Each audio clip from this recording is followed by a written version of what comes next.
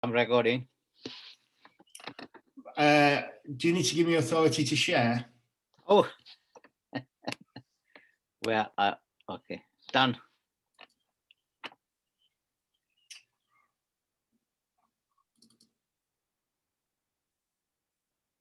Can you see that? Yes. Okay. Right. Are we on a different platform this time? No, it's Zoom. Oh, last time it magically had my it had me on it, but that's probably depend on your settings. I can see you. You can see the screen now with regards to the session? Yeah, we can see you as well. Oh, right. Okay, I can't, but then that's a bonus then, I guess. Right. Okay. So session 2. Oh, something's not going right. Let me.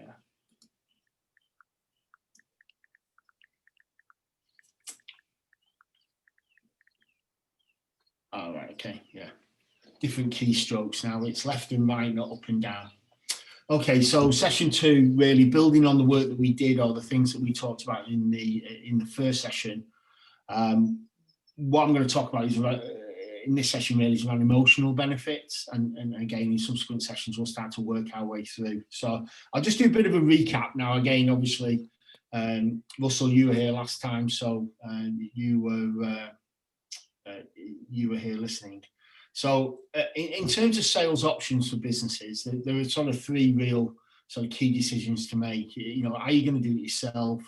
Are you going to find someone to do it for you? And that again can be a challenge. I spoke to Chris just recently and his business partner Richard around how do you recruit people in different geographic areas. You know, what's the things you need to do to ensure that your sales recruitment is really working, and there are some things that you can do within that to ensure that you get people hitting the ground running. I mean, the biggest challenge primarily in sales is that you bring people in and it takes them 6 months to really sort of get a grip with what they need to do, and that just takes too long. And so one of the things there, if you're finding someone to do it for you, what you really want to know is what are they going to do in the first 90 days, and probably within the first 30 days they need to be saying things like, well, I'll be picking up the phone and talking to people. If in the first 90 days they're not picking up the phone and talking to people, they're probably not the right people for you to be bringing in, unless you're really cost restricted and you're looking to sort of try and find someone who's got the right attitude, but you're going to train them for skills and also product knowledge. What you really want to be doing, I would guess, more than often is getting people who can hit the ground running, and that's one of the quick tests. And again, or you find a partner to work with.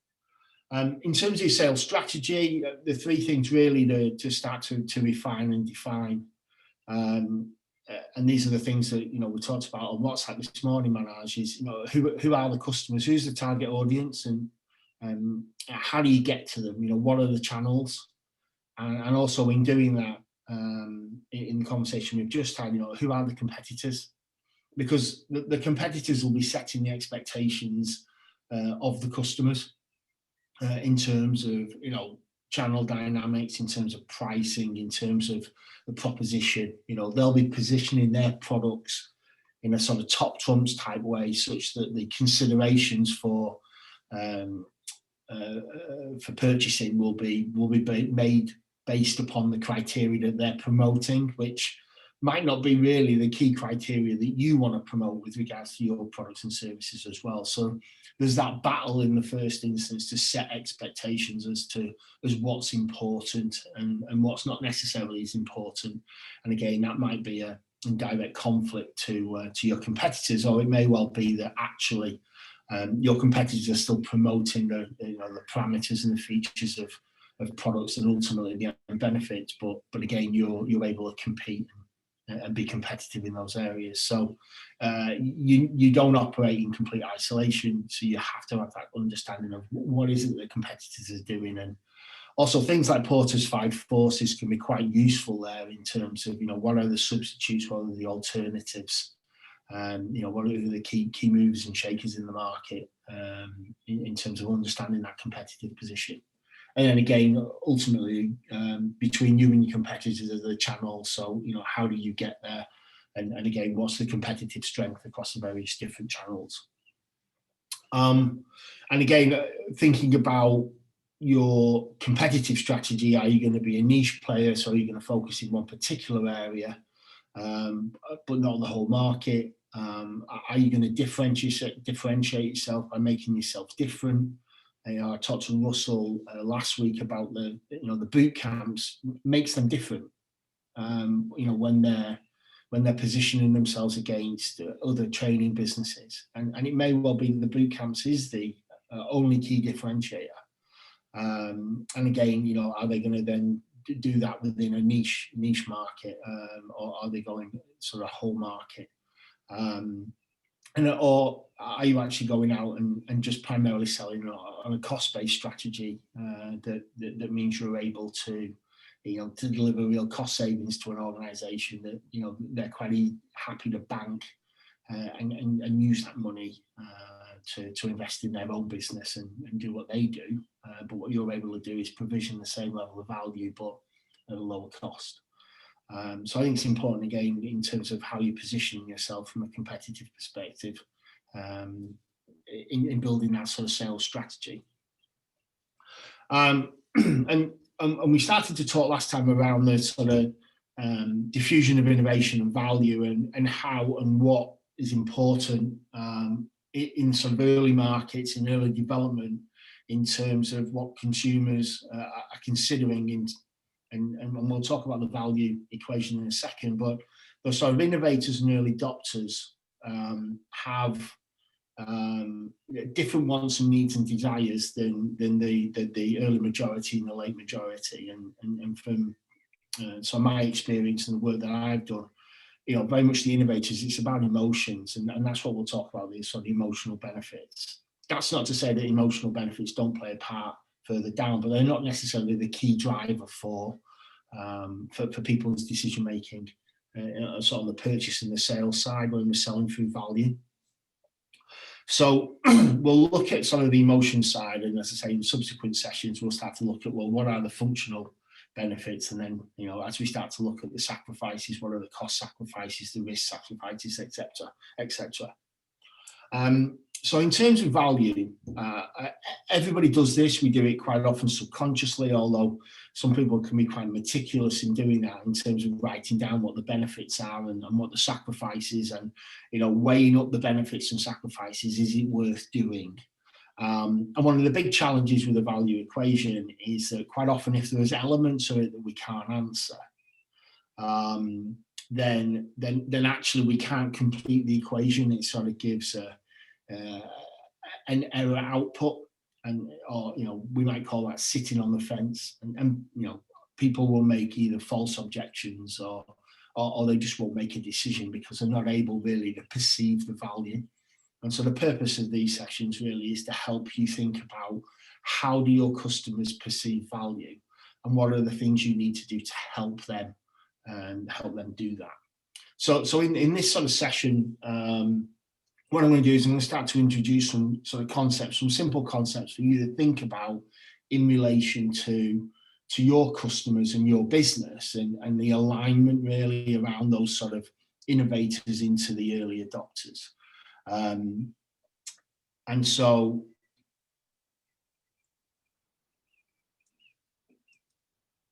in terms of sort of emotional benefits, there's sort of three areas that we can sort of start to think about. The first one is sort of feelings and values. The second area being sort of belongings and associations. And then the final element is this sort of concept of brand and brand value. And we tend not to get that very much in the early stages of, obviously, business development.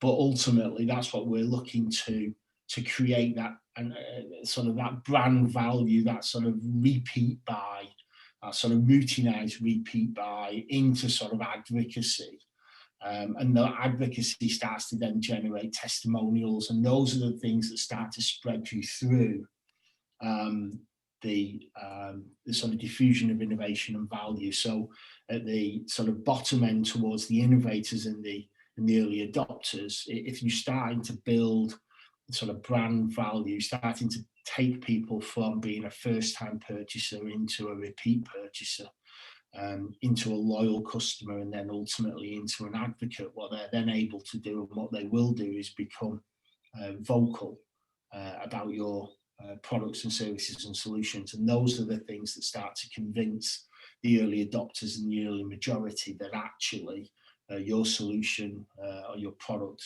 or services are the things that actually should be considered.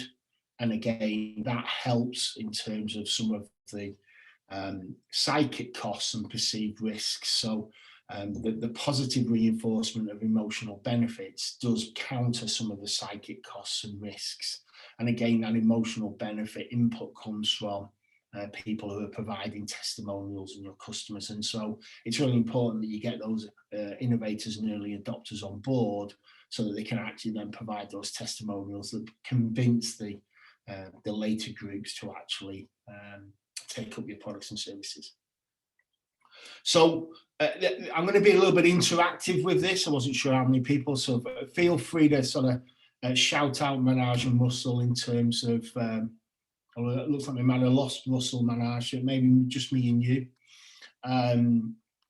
So can I ask a question then? I mean, yeah. So in terms of our own products, I'm going with the deal light, for example. I know you haven't had a chance to look at it and you probably don't quite understand it, but we looked at what the target persona is, not quite persona, but target types are. So we have 3 pricing plans, and these are just picked from there. And I'm very much working on the affordability rather than anything else, rather than value. So I picked up the first plan, is called Lead Gen. We priced it at 25 because the idea is that we want to get a volume of users rather than small number of users. And the second one is for tech companies, and third one for investors. So if we look at competition, we have quite a few competitors, but we have well-established players. We have a lot of free data out there. So we're competing with free. So we're taking a more, and then these are the things that sort of contradict, volume pricing versus value pricing. We're trying to work on, once you have access to data, because we are in essence, we are providing data of some sort. We are then trying to look at, how do people actually use that data? What are the actions? So the first plan is that if you are selling to tech companies, a good time to sell is when they have just raised investment. Because they have the money to spend, and they had to spend money. They cannot keep the money in the bank account. Investors won't allow that. So we display this as, let's say, deals this week, and then when you select a company that seems to fit with your whatever you are selling, we expand that. We provide more information for you to make a judgment. And if your judgment is that yes, or if your action is that yes, this company looks good, I want to follow it up, what do you do then? So I'm interested in discovery of that initial information. So it's a marketplace. Well, it's not marketplace, it's just a simple product, because marketplace has 2 sides, right? So okay. So Deal Light just provides people with information on companies that have done a deal, and then it's up to them how they approach. So all our competitors, I would say, except probably top end where you have Salesforce integrations and others, is very much about providing that data and then providing a criteria to filter that data. What I'm personally interested in is that once you have that data, how do you then, if it's lead gen, then the whole idea is that you got to now try to convert some of those leads into paying customers for you. So I'm quite interested in capturing that and then looking at what can we do to help that process, right? Or improve that workflow.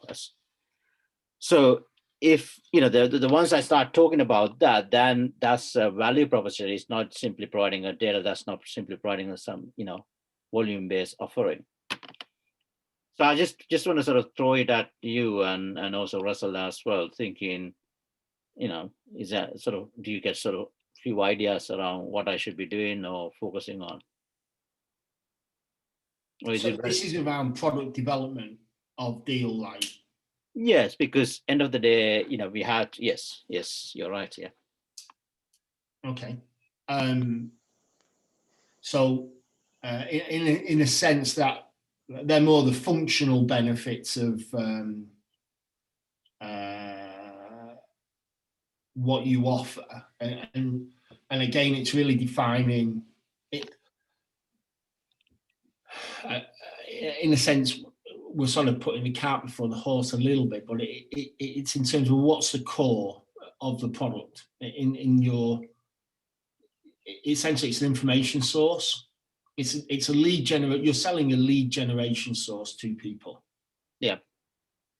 And the sort of enabling part of it is you could send out a paper newsletter in the post to people on a monthly basis. You can have it as a web page. You can have it as an interactive. There's a number of different ways you can get that data to people. And also there are other things that you can provide to support that. So for example, how you then augment it. So there's sort of 3 levels. So we're really talking about functional benefits as opposed to the emotional stuff, but we'll come back to the emotional stuff. So in terms of the functional benefits, ultimately, what's the why? What's the reason why someone's going to interact with Deal Light? Well, if they're interacting with Deal Light, then they want to be able to sell their services to organizations, as you described, that have raised money. So they want to know quickly that these organizations have raised money. They want to probably know who the people are so that they can contact them. They may want to know some potted history of the company. They might want to know who the competitors are. They might want to know who the competitors use. So Lee, it's not quite the data or the distribution of that information to, let's say, potential customers is what I'm really interested in saying. So if you look at all our competitors, you could argue saying that we are in essence all provide the same thing with slight variation, right? But then, if you want to do this better, is that part of that better? Is that actually helping them? Define better. Sorry? Define better. What do you mean by better? Or shorten, once you found that data and, the customers has to do a number of actions to turn that lead into a customer for themselves, right? Yeah. So if you think about the value chain, so typically our competitors finish with providing that data, providing that lead. But if we want to go up in that value chain and say that actually we can not just give you that data, we can actually make it easy for you to make that initial contact with the company, et cetera, et cetera. So I'm sort of juggling in my head saying, because we have the flexibility within our platform to do that, would that make us differentiate, and therefore eventually we could ask for more money for using our service?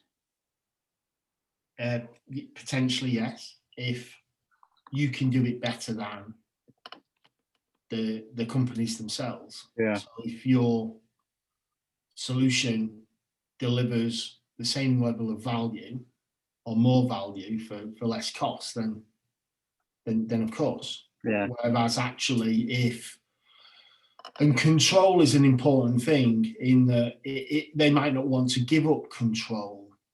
Most organizations are, quite sensitive to cost, quite sensitive to revenue. And so the sales process is the thing that drives revenue. And if you're essentially giving up control and being deal light, then that's great if it delivers. It's a little bit like going on to Facebook and using Facebook marketing. If it delivers, then you'll use the channel. But if it doesn't deliver, then ultimately you'll stop. And so, yes, you can build those things in. Yes, you've got to be able to do it in a way that either removes some pain or challenge or costs from a client perspective, or adds additional value. So are you ticking off some of the sacrifices for them, and therefore you're delivering more value because you're delivering the benefits? Or, is the cost almost the same, but actually you're able to deliver more benefits, and therefore, invariably, more often than not, it comes down to cost and time. Yeah. But again, it's do your competitors offer it, and even if you can offer it, will the customers buy it because they want it? True. Yes. Yeah, is I guess the challenge really. Is what's the cost of building the capability to offer, and will they be interested in the offer anyway? Yeah. I mean, I personally find it's an interesting challenge to solve, but yeah. Thanks. Russell, you got any? The thing that strikes me is that there's a big difference, and I think, Lee, between what logically I can describe the functional benefits, the emotional benefits. I can hazard a guess at the psychic costs and the search and time value costs, but what I can describe versus what the customer understands about what we've got are two very different things, aren't they? So absolutely. I mean, the key here really is, if we go to the functional benefits, we take a lawnmower. I may have used this as an example last time, I can't remember. What's the functional benefit of a lawnmower? It's a question in the sense, for the vast majority of people, the functional benefit of a lawnmower is that it cuts grass. And so if you're going to offer a solution, it has to cut grass. Now, to be fair, there are people that race lawnmowers, and frankly, whether it cuts grass or not, it's irrelevant for them. They're a small minority, but there are. Is that what you guys do in Cumbria then? Well, people will. I think I used last time baseball bats. We sell a lot of baseball bats in this country. We don't sell a lot of baseballs, and so people will use products for the ways that they want to use them. But in terms of the functional benefits of a lawnmower, it has to cut grass. How it cuts that grass, whether you have to push it, whether it's robotized, whether it's petrol powered or electric, how it's sort of enabled to cut grass, are the enabling things that make things different. And that can be important for people who don't have electricity supplies or whatever it is. And then ultimately, you've got these augmenting elements, and the augmenting elements are, is it red, is it blue, is it green, has it got 4 wheels, has it got 6 wheels? These are things that ultimately don't really affect how it actually performs its core activity. But you can also look at it and say, well, actually, the customer wants their grass cut. And so you might be a company that sells lawnmowers, but also you could be a company that sells sheep, and you could just give him some sheep and they'll eat the grass. He still gets his grass cut. He might even get it fertilized at the same time. So you've got added benefit there of having grass cut and get it fertilized at the same time. And you've really got to stand in the customer's shoes and say, well, okay, what are the functional benefits? What are the emotional benefits of working with you? And and certainly as early startups, actually a lot of the emotional benefits that actually play out as psychic costs, as opposed to emotional benefits. And brands are really where organizations are able to work on the psychology of the consumer to provide benefit as opposed to costs and risk. And that's a real challenge for organizations that don't have brands, for organizations that aren't known, for products that aren't known, for people and salespeople who aren't known. One of the benefits, as we talked earlier, about bringing somebody in with a black book who's already established in a market, is that they have a personal brand. When they walk through the door to sell a product to a customer they've sold product to before, they're trusted.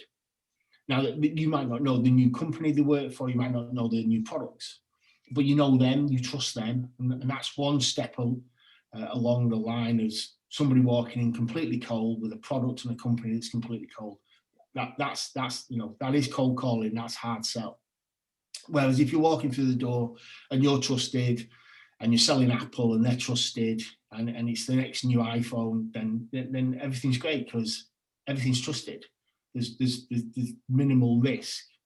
And so the key thing really is understanding where the customer sits and what their perceived benefits are. So if we think about feelings and values, if I was to ask you about sort of feelings and values towards Harley Davidson, or your feelings and values towards Ducati, what might you say as a consumer?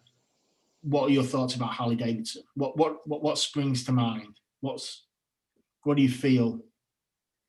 It's a collective.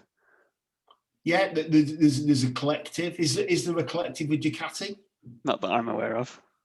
No, I mean you've got the sort of hogs, the Harley Davidson owner groups. You get something.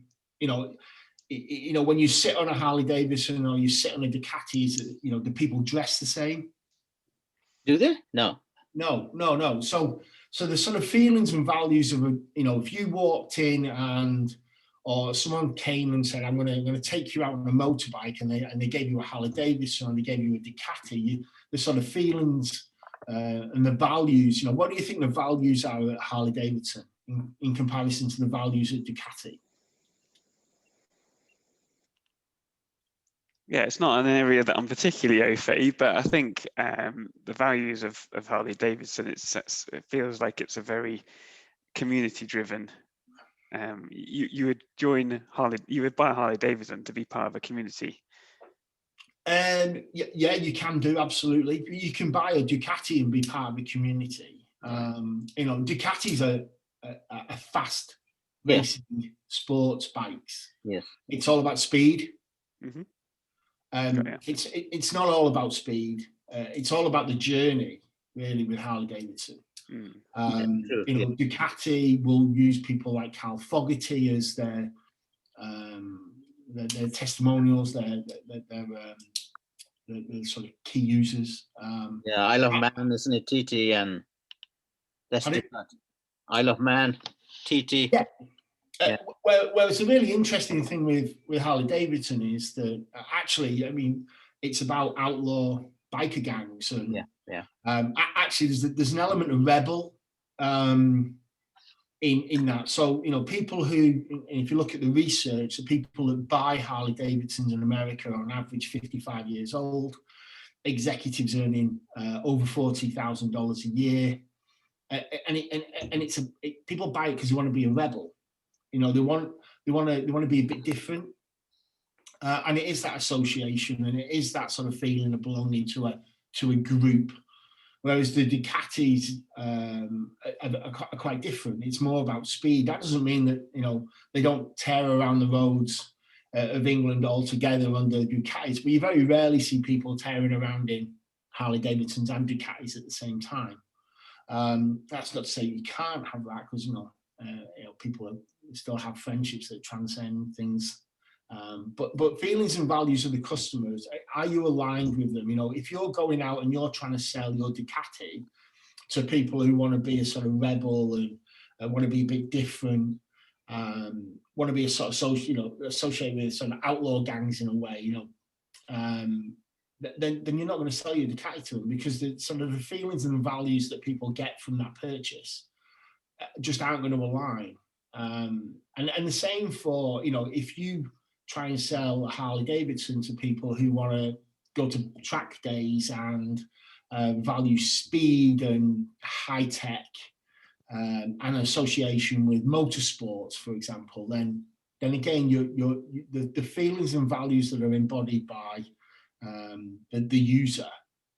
And again, Harley Davidson don't have a reputation for bringing out sort of high-tech new models all the time. So, you're not necessarily looking for technology innovation, whereas on Ducati you don't want to be riding a bike that's not got the latest tech, that's so slow in comparison to other racing bikes. So the feelings and values of the individuals play quite an important part in terms of aligning your those emotional benefits to the consumer.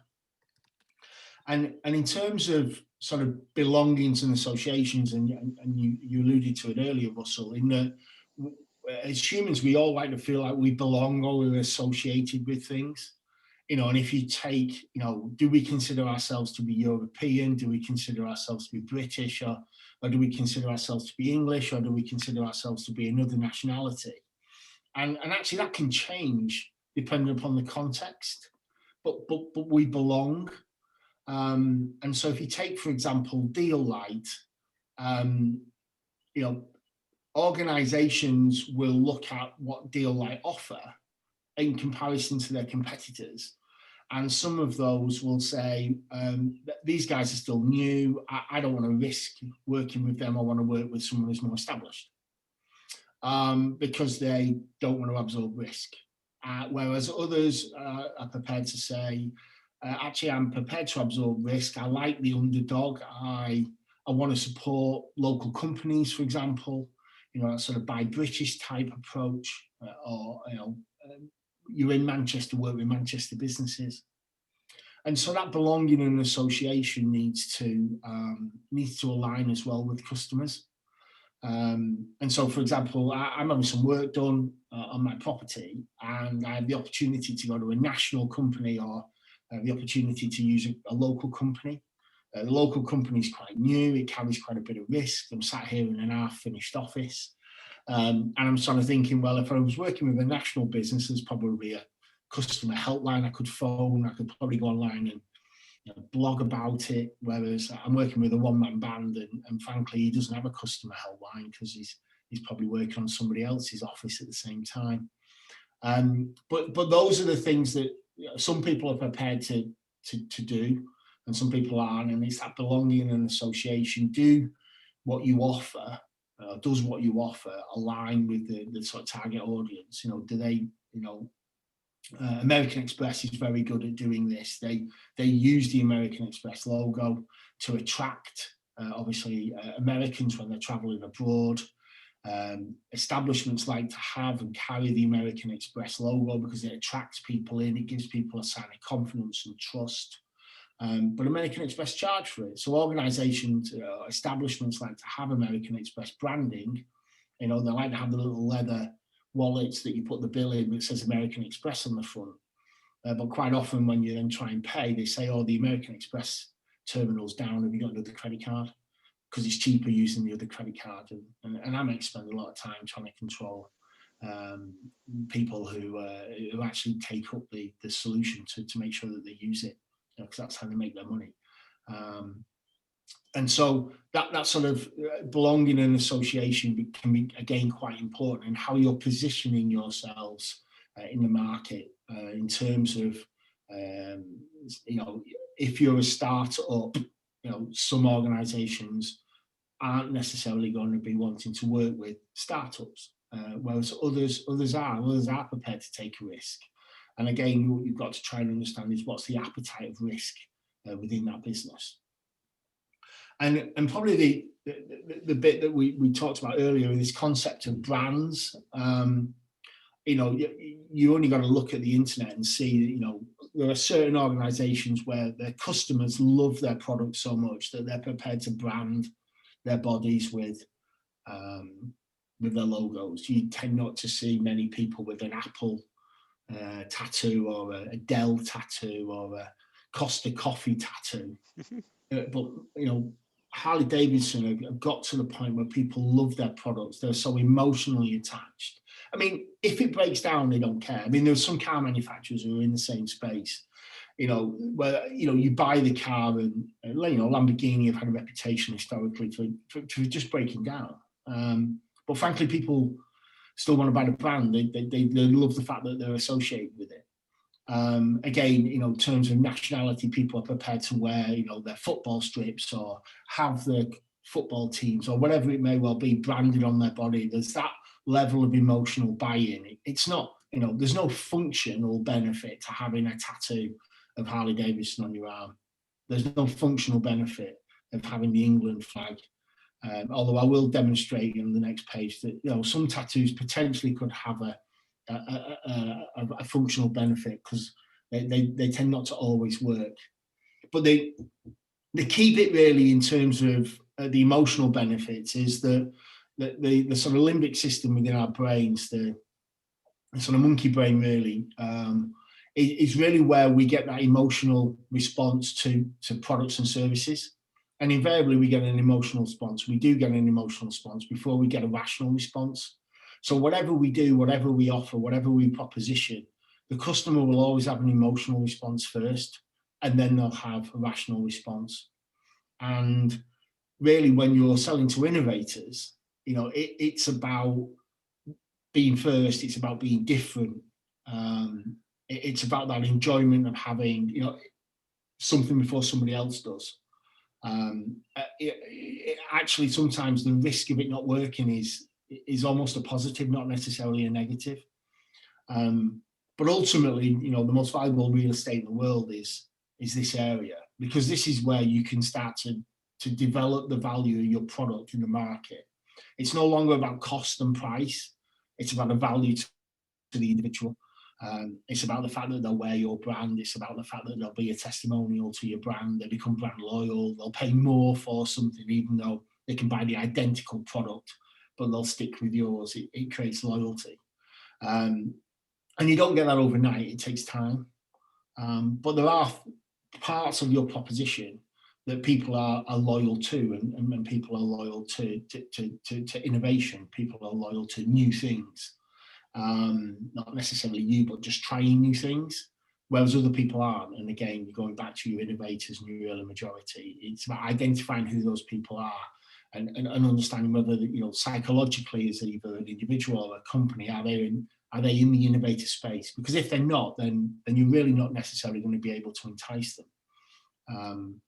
And so, companies don't always get it right. Obviously, I said there's no functional value in a tattoo, but the top left-hand corner might have some if you're ever stuck in the airport and you've lost your passport.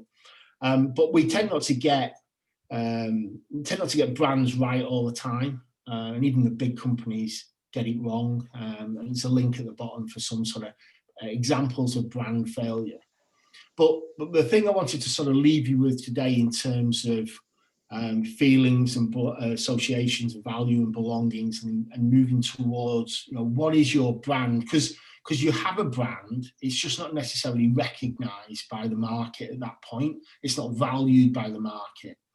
But building that brand up with your market in terms of, are you innovative? Are you quick? Are you cheap? Are you faster than anybody else? Do you do something nobody else does?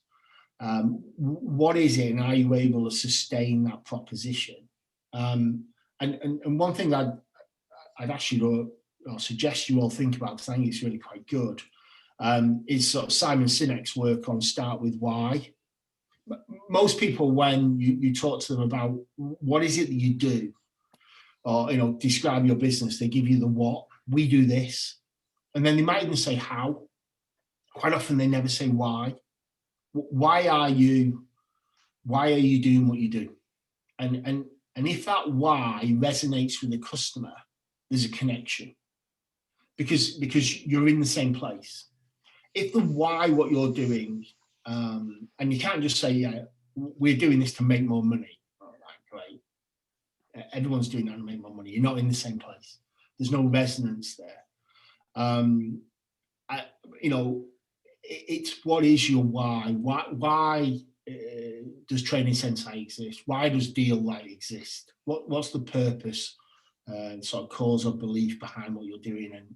And some of the stuff that you write about, Manoj, is very good around the sort of, sort of one man's crusade to create Manchester's, tech ecosystem. And people buy into that. Right, okay, so there's almost a benevolence there on your behalf, and I know you obviously want to make money out of doing it, but there's almost that sort of sheer single-minded drive to do that, and actually people then appreciate that you can't do it on your own and they need help.